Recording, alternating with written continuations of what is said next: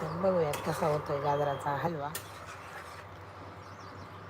तर यामध्ये घातलेत आपण दूध आणि मिल्क पावडरमध्ये सुद्धा मी दूध घालून थोडीशी मिक्स करून घेणार आहेत, जेणेकरून त्याच्या गेठुळं जे आहे त्या होणार आहे.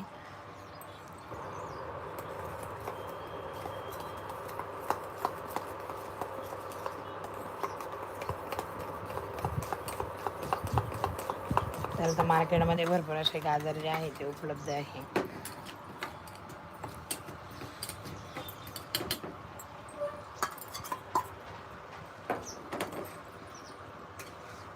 छान लागतो आणि याचं पाणी होणार आहे, गाजराचं सुद्धा पाणी होणार आहे आणि मग मस्त हलवा जो आहे तो मस्त तयार होणार आहे.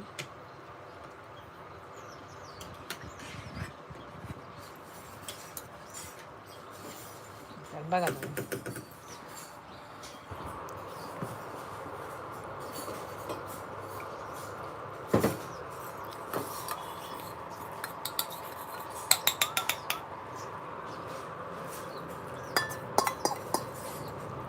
रेसिपी जर आवडत असेल तर स्क्रीनवर डबल टॅप करून लाईक नक्की करा.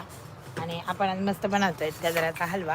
आणि बघा तुम्ही अशा पद्धतीने मी टाकलेत, मिल्क पावडर वापरलेत, दूध टाकलेत, आपण शिजवून देणार आहेत आणि मग घालूयात साखर वगैरे.